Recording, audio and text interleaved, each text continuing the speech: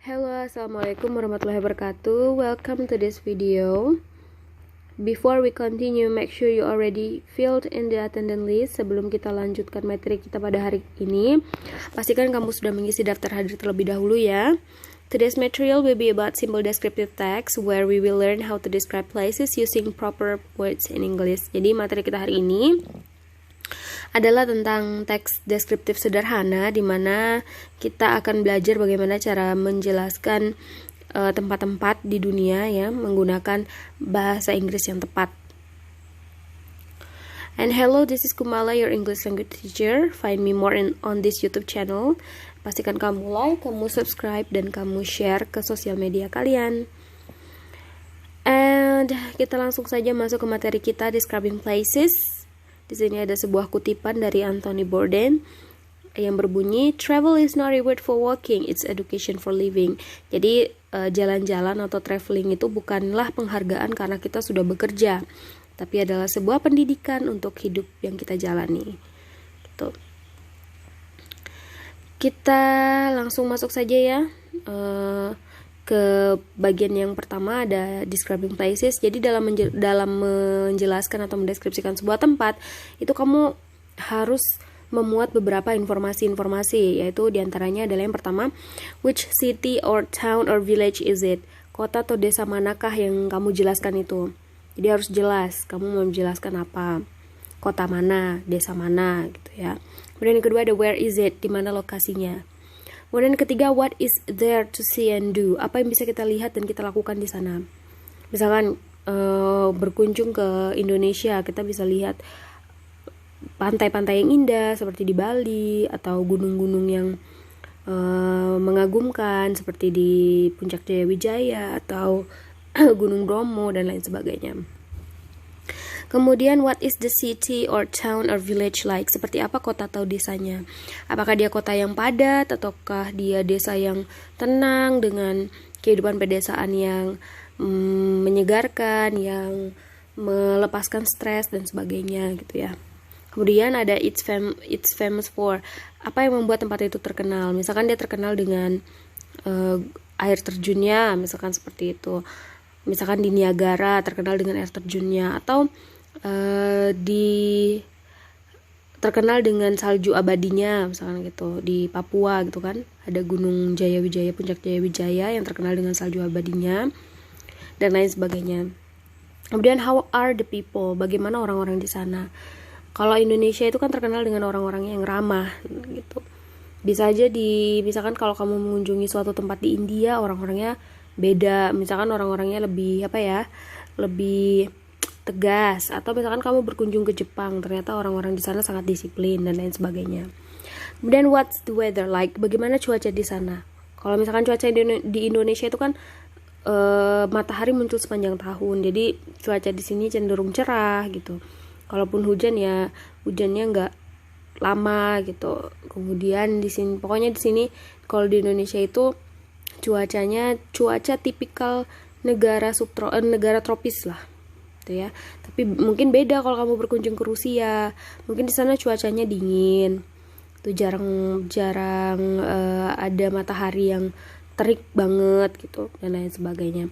Dan yang terakhir ada how is the food? Bagaimana makanan di sana? Kalau namanya traveling ya, atau berkunjung ke tempat-tempat ya, nggak sah kalau kita nggak cicipin makanannya, begitu. Oke, describing places. Nah, ada beberapa ungkapan yang bisa kamu pakai yang sangat berguna kalau kamu mau menjelaskan sebuah tempat. Yang pertama yang bisa kamu pakai adalah it offers. Tempat ini menawarkan. Misalkan dia menawarkan apa? Menawarkan wisata air misalkan, atau permainan dan lain sebagainya. Kemudian the views are, pemandangannya bagaimana di sana pemandangannya. Kemudian you shouldn't miss, kamu tidak boleh melewatkan. Apa yang tidak boleh kamu lewatkan di sana? Misalkan kalau itu yang kamu kunjungi adalah pantai, maka kamu tidak boleh melewatkan berenang di sana, misalkan gitu, atau surfing di sana. Atau kalau misalkan kamu mengunjungi gunung, berarti kamu mengunjungi tempat yang ada gunungnya ya. Yang tidak boleh kamu lewatkan adalah misalkan hiking atau apalah gitu ya, kegiatan-kegiatan yang seperti itu. Kemudian the atmosphere is, suasananya bagaimana. Kemudian it's located in Ini bisa kamu pakai kalau kamu mau menjelaskan lokasinya di mana. Misalkan kamu berkunjung ke Moskow. Moskow itu ada di mana gitu. It is located in Russia. Misalkan kayak gitu. Kemudian it's far away from, letaknya jauh dari apa gitu. Kemudian kalau kamu mau menjelaskan tentang hal yang ternyata tidak kamu sukai di tempat yang kamu kunjungi, itu kamu bisa pakai kalimat what I don't like about it is. Jadi di sini harusnya ada about-nya ya. Jadi di sini harusnya ada about-nya. What I don't like about it is, yang tidak kamu sukai di sana apa? Misalkan ternyata orang-orangnya di sana kurang ramah gitu. Next, yang di sebelah sini ya. Ini, kita lanjut. The good thing about this place is, nah kalau yang tadi kamu tidak suka, yang di sini yang kamu sukai. Apa? Kalau kamu menjelaskan tentang sesuatu yang kamu sukai dari suatu tempat itu, kamu bisa pakai the good thing about this place is, yang kamu sukai, hal bagus yang kamu sukai dari tempat ini apa. Kemudian it's popular tourist attraction is, tempat wisata yang terkenal di situ apa. Kalau kamu mau menjelaskan tentang itu, kamu pakai kalimat yang ini. It's popular tourist attraction is, kalau banyak misalkan tempat populernya banyak ya, it's popular tourist attractions, pakai s di sini, are, is-nya diganti dengan are, seperti itu. Kemudian it's well known for, tempat itu terkenal dengan apa, and you can see, kamu bisa melihat apa. Misalkan kalau di Singapura kamu bisa melihat Merlion statue, kalau misalkan masih ada Merlion statue-nya, patung Merlion. Oke, nah kalau yang tadi ini adalah mana tadi tuh ungkapan yang bisa kamu pakai. Kalau yang ini adalah beberapa kata yang bisa kamu pakai untuk menjelaskan tentang lokasi atau location. Misalkan dia by the sea, di tepi laut. Atau misalkan kamu mau nulis dia letaknya tuh di pantai, on the coast. Atau di pedesaan, in the country. Atau kamu mau bilang itu tempatnya di utara atau di selatan atau di barat atau di timur, kamu bisa pakai in the north atau south atau west atau east of apa. Atau kalau misalkan tempatnya itu ternyata di sungai gitu, jelaskanlah on the river apa gitu. Atau misalkan di Sungai Mahakam, berarti on the Mahakam River gitu. Kemudian in the mountain, atau di gunung misalkan tempatnya. Atau tempatnya dekat dengan hutan atau gurun, kamu tulis near a forest or desert.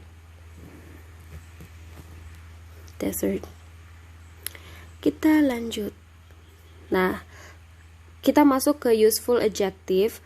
Adjective itu apa? Ada yang tahu adjective? Adjective itu adalah kata sifat. Kata sifat.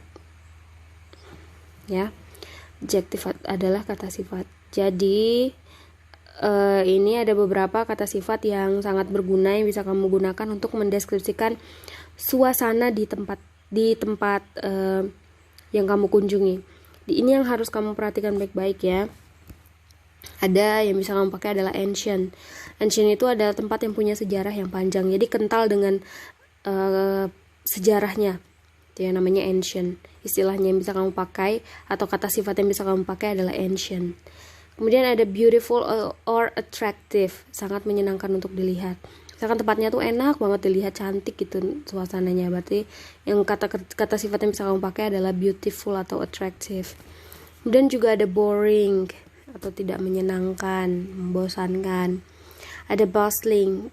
Bustling itu padat, ramai, tempatnya sibuk gitu. Kemudian ada juga charming atau menyenangkan. Ada contemporary, sebuah tempat yang modern yang sangat mutakhir gitu. Kemudian ada compact. Compact itu dia tempatnya tidak terlalu besar atau terletak di dalam area yang kecil. Cosmopolitan. Cosmopolitan itu adalah sebuah tempat yang kaya akan budaya dan bahasa yang berbeda-beda. Jadi tempatnya itu tempat yang maju, yang banyak sekali budaya dan bahasa yang bercampur baur di situ. Crowded itu dipadati banyak orang. Exciting itu mengasihkan, seru, banyak hal-hal yang menyenangkan yang bisa dilakukan. Kemudian ada expensive atau membutuhkan banyak uang atau biaya mahal gitu ya, mahal. Expensive itu mahal. Kemudian ada juga famous. Famous itu sangat terkenal atau diketahui. Contohnya tempat-tempat yang famous itu New York atau Bali, and then ada Jogja. Kalau di luar negeri ada Rome, Paris, kan? Seperti itu. Kemudian fantastic or amazing, mengagumkan. Fantastic itu mengagumkan. Ada fascinating itu adalah sangat menarik. Ada huge or enormous, sangat besar. Misalkan kamu mengunjungi masjid raya, misalkan kamu mau bilang masjid rayanya sangat besar. The mosque is very huge, gitu aja. Masjidnya sangat besar. Kemudian ada lively itu adalah tempat yang sangat hidup, yang banyak hal terjadi di sana. Kemudian ada inexpensive. Kalau tadi expensive itu artinya mahal, kalau inexpensive atau cheap itu artinya murah. Kurang ya, murah. Tidak membutuhkan banyak biaya. Kemudian ada popular itu sama kayak famous, disukai oleh banyak orang. Kemudian ada picturesque, artinya mempesona atau menarik dengan cara yang unik dan tidak biasa. Kemudian ada polluted, kotor atau terkontaminasi, tempatnya ternyata kotor atau kumuh gitu. Kamu bisa pakai kata sifat polluted. Kemudian ada touristy atau dikunjungi banyak wisatawan. Misalkan Santorini itu kan suatu tempat yang padat banget, yang banyak dikunjungi wisatawan. Itu namanya, istilahnya, kata sifatnya adalah touristy. Oke, kita lanjut ke useful words to tell about activities.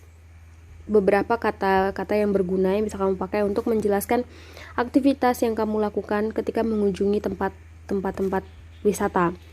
Misalkan ada lots of nightlife, banyak kehidupan malam ya. Kehidupan malam yang maksudnya itu di sini kayak pasar malam gitu ya, bukan kehidupan malam yang ajib-ajib gitu. Kemudian ada spectacular views, pemandangan yang mengagumkan. Kemudian ada good shop atau transport, tempat belanja atau transportasi yang bagus. Dan ada go sightseeing atau pergi melihat-lihat, jalan-jalan, melihat-lihat, cuci mata, itu namanya sightseeing ya. Visit museum or art galleries, mengunjungi museum atau galeri seni. Contohnya tuh misalkan kamu ke museum Louvre yang ada di Prancis gitu. Maaf kalau salah menyebutkan nama museumnya ya, karena ibu bukan orang Prancis. Kemudian take a lot of photos, mengambil banyak foto, selfie, wifi sama keluarga gitu. Itu namanya take a lot of photos. Kemudian ada go to concert or theater, pergi ke konser atau teater. Kemudian do business, misalkan perjalanan kamu itu untuk kepentingan bisnis, ya namanya do business. Practice a sport, melakukan kegiatan olahraga seperti snowboarding, paragliding, horse riding, snorkeling, dan lain sebagainya. Kemudian meet people, bertemu orang-orang. Ada relaxing on the beach, bersantai di pantai, atau wander around the town, keliling-keliling kota. Get on tourist bus, naik bus wisata. Ini istilah-istilahnya ya. Next, ini adalah beberapa kata yang bisa kamu pakai untuk menjelaskan area atau tempat-tempat publik di kota yang kamu kunjungi. Ada istilahnya downtown. Downtown itu adalah tengah atau pusat kota, di mana kegiatan komersil utama dilakukan. Jadi itu kayak pusat kotanya. Kayak pusat kotanya apa ya kira-kira ya? Pusat kotanya DKI Jakarta ya, di Jakarta Pusat misalkan kayak gitu. Atau pusat kotanya pusat kota di mana sih? Kalimantan Utara gitu kali ya. Ya di Tanjung Selor misalkan kayak gitu. Ya mohon maaf kalau salah ya. Pokoknya downtown itu adalah pusat kota. Ada outskirts. Outskirts itu kayak daerah pinggiran kota, daerah pinggirannya lah, itu namanya outskirts. Kemudian ada suburbs. Suburbs ini adalah singkatan dari suburban. Jadi adalah pemukiman yang terletak di pinggiran kota. Jadi kalau pinggiran kotanya itu namanya outskirts. Nah, kalau pemukiman yang ada di pinggiran kota itu namanya suburbs. Dan ada industrial zone atau zona industri atau area pengembangan kegiatan industri. Kemudian ada residential area, pemukiman. Nah, ini nama-nama yang di sebelah kanan ini adalah nama-nama public places atau tempat-tempat umum. Ada bus or train station, stasiun bis atau kereta. Ada zoo, kebun binatang. Ada farm, peternakan. Countryside atau pedesaan. Kayak misalkan di Bali itu kan banyak countryside-nya kan. Pedesaan yang dijadikan tempat wisata. Kemudian ada harbor atau pelabuhan. Ada beach atau pantai. Ada port, pelabuhan juga sama pelabuhan. Ada airport, bandara, ada petrol station atau pom bensin. Nah, kita lanjut ke contoh kalimatnya. Contoh teks deskriptifnya ya, deskriptif sederhana yang menjelaskan tentang tempat atau describing places. Yang pertama ada Venice. Venice itu yang kayak gini kotanya, cantik kan ya? Oke, kita baca ya apa sih deskripsinya Venice itu. Venice is the most beautiful city in the world and the only one that can truly be described as unique. Jadi Venice itu adalah sebuah kota yang sangat cantik atau kota yang paling cantik di dunia dan satu-satunya yang bisa dideskripsikan sebagai unik. Each building is a work of art. Setiap bangunannya itu adalah karya seni. With their beauty enhanced when reflected. Each building is a work of art with their beauty enhanced when reflected on the canals that cross the city. Jadi ada sebuah kanal yang melintasi kota tersebut ya. Kanal itu kayak apa ya? Kayak gini loh, sungai gini, kanal gini. Bukan sungai juga, bukan kali. Ya semacam kali lah kalau di luar negeri, tapi kali yang bagus gitu, yang bisa yang jernih airnya, yang nggak kumuh gitu ya. Jadi ada kanal yang melintasi kotanya dan kanalnya itu sangat bersih. Jadi bangunan-bangunannya yang seperti karya seni itu kayak terefleksikan atau terpantul di kanal-kanal itu. Jadi kelihatan cantik banget kayak yang ada di gambar inilah. Next, its magical scenery is fascinating. Fascinating tadi tuh apa? Sangat mengagumkan. And breathtaking at first sight. Jadi magical scenery, pemandangannya itu sangat indah. Dalam sekali lihat aja itu udah kelihatan banget indahnya. Evoking the feeling of entering. Membangkitkan perasaan seperti memasuki the setting of a real life fairy tale. Seperti memasuki tempat apa ya, settingnya atau latarnya dongeng gitu dalam kehidupan nyata, saking cantiknya gitu ya. Jadi di situ dijelaskan dia itu beautiful city atau kota yang sangat indah. Kemudian dijelaskan juga buildingnya itu seperti work of art atau karya seni with their beauty enhanced when reflected on the canal. Ada canal di sana, dijelaskan di sana ada canal yang melintasi kota that cross the city. Kemudian dijelaskan juga its magical scenery, pemandangannya yang sangat indah itu sangat mengagumkan, fascinating and breathtaking at first sight.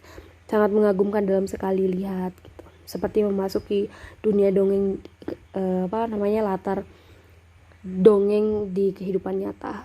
Tuh ya. Ini untuk kota Venice. Kita lanjut ke Prague. Prague itu kalau dalam bahasa Indonesia adalah Praha. Ya, seperti ini. Kira-kira gambarannya. Jadi Prague is known as the city of the thousand spires because of its profusion of grand, beautifully preserved historical monuments dating from practically every period of history. Susah kan ya? Jadi kira-kira artinya tuh begini. Praha itu adalah kota yang terkenal dengan ribuan menaranya karena banyaknya monumen bersejarah yang terawat dengan indah di sana. Gitu. Dari setiap periode sejarah. Jadi di sana itu betul-betul masih terjaga, betul-betul kehidupan sejarah dari sejarah ke sejarah itu betul-betul terjaga di sana, terawat dengan indah. Monumen-monumennya seperti menara, seperti istana-istana di sana tuh masih ada. Seperti itu. The spires ini artinya adalah menara ya. The spires are best admired, bisa dilihat. Jadi pemandangan menara itu sangat bagus atau sangat mengagumkan kalau dilihat dari jembatan. Jadi di sini dijelaskan ada jembatan di situ ya. From the bridge itu adalah jembatan that cross the Vitava River, yang melintasi sungai Vitava. Especially, terutama kalau kita lihat dari menara-menaranya itu dilihat dari jembatan Charles yang sangat mengagumkan, Magnificent Charles Bridge, or standing in the stunningly beautiful Old Town Squares, atau kalau kita melihatnya dari alun-alun kota tua gitu ya, Old Town Square. Jadi di sini sangat jelas sekali dideskripsikan ya bagaimana Praha itu. Jadi Praha adalah kota dengan 1000 atau ribuan menara ya, karena bangunan-bangunan monumennya di sana sangat, monumen bersejarahnya itu terawat dan diurus dengan indah gitu ya, menyimpan berbagai bukti dari sejarah ke sejarah gitu ya, beberapa periode sejarah. Dan dijelaskan juga di sana kalau mau lihat menaranya itu paling bagus dari jembatan yang melintasi sungai Vitava, terutama kalau kita lihatnya itu dari jembatan Charles, atau kalau kita berdiri di alun-alun kota tua seperti itu. Itu untuk Praha. Sekarang kita beralih ke Brussels. Brussels, bukan Brazil ya. Brazil ya Brazil, ini Brussels. Brussels is a small city in a small country, hardly a metropolis but huge in beauty. Jadi Brussels itu adalah sebuah kota kecil di negara yang kecil juga, tidak metropolis. Metropolis itu kayak apa ya, kayak Jakarta gitu loh. Metropolis itu pusat dari kegiatan ekonomi yang ramai gitu, yang ya metropolitan gitu. Jadi dia di Brussels itu bukan kota metropolis, tapi dia sangat luas dengan keindahan. It's one of the world's best preserved medieval cities, filled with Gothic and Baroque monuments surrounded by an oval canal and extraordinarily romantic cobbled lanes. Jadi dia adalah salah satu kota abad pertengahan. Jadi ini semacam kota dari zaman dahulu ya, dari abad pertengahan yang masih terawat dengan baik. Jadi kota bersejarah dari abad pertengahan yang masih terawat dengan baik, yang gayanya itu gotik gitu ya. Gotik, ngerti kan gotik ya, agak dark gitu ya, gotik. Kemudian ada banyak monumen di sana yang dikelilingi oleh kayak kanal-kanal berbentuk oval dan jalan-jalan berbatu gitu. Jadi tempatnya itu romantis banget, ada jalan-jalan berbatunya. It's no wonder that it is one of Europe's most visited city. Jadi tidak heran karena keindahannya tersebut dia jadi salah satu kota di Eropa yang paling banyak dikunjungi. Helped by its location in the very center of the continent. Yang dibantu lagi sama lokasinya dia. Lihat di sini ya, dia cara menjelaskan lokasi. Its location in the very center of the continent. Letaknya itu ada di tengah benua. Kontinen itu adalah benua. Its combinations of gorgeous architecture and appealing. Jadi kombinasi dari bentuk arsitektur yang gorgeous. Jadi kalau dalam bahasa Inggris menyebutkan arsitektur itu bukan arsitektur ya, tapi architecture. Jadi kombinasi dari arsitektur yang sangat indah, tempat yang damai, peaceful spot, crisscrossed by canal, make it one of the most magical steps to be experienced in the world. Menjadikannya sebagai salah satu tempat yang layak dikunjungi di dunia. Seperti itu.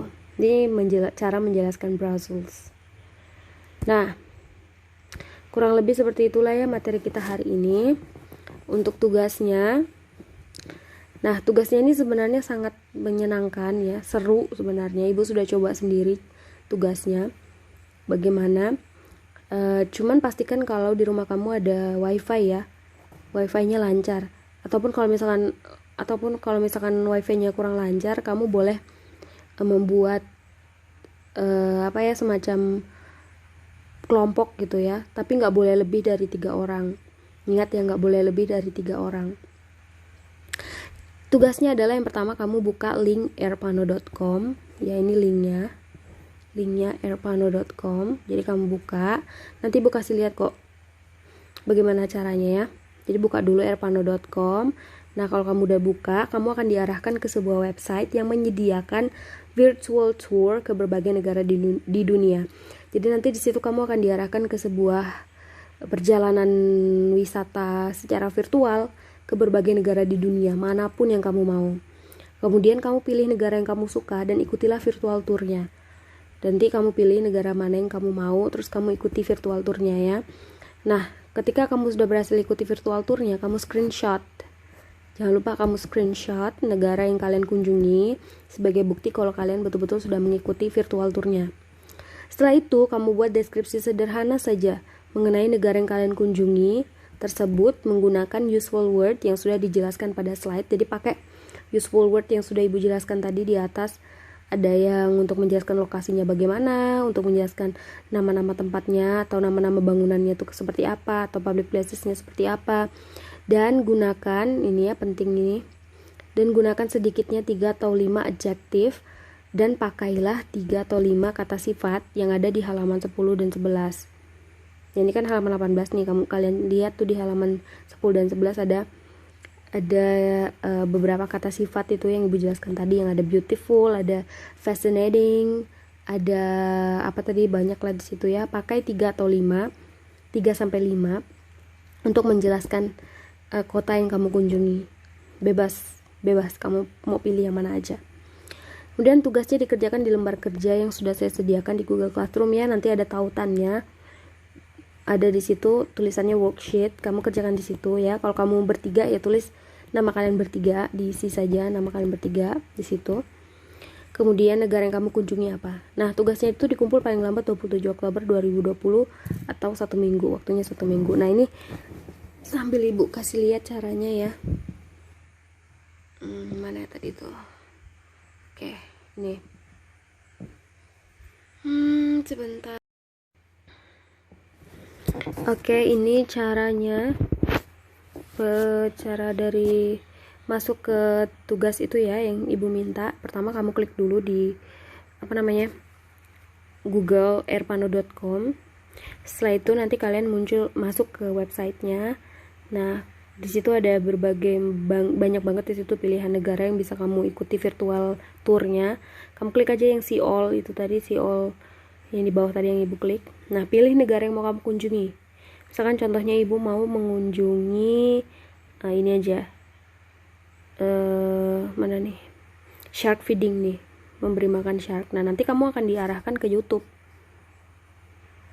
ke YouTube-nya airpano.com. Oke, seperti ini. Jadi dia itu 360 derajat. Kamu bisa melihat suasananya itu. Kamu gerakin aja HP kamu 360 derajat. Jadi angle-nya atau sudutnya itu disesuaikan dengan posisi HP kamu. Jadi kamu bisa berputar 360 derajat untuk melihat suasananya. Kamu sendiri yang atur. Seperti itu. Gampang kan?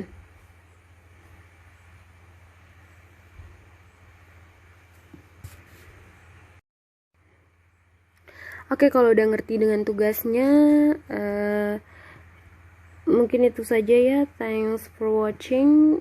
Any question? Kalau kalian ada pertanyaan, silakan ajukan di WhatsApp grup kelas masing-masing atau di Google Classroom. Yeah, see you next week in the next video. Goodbye.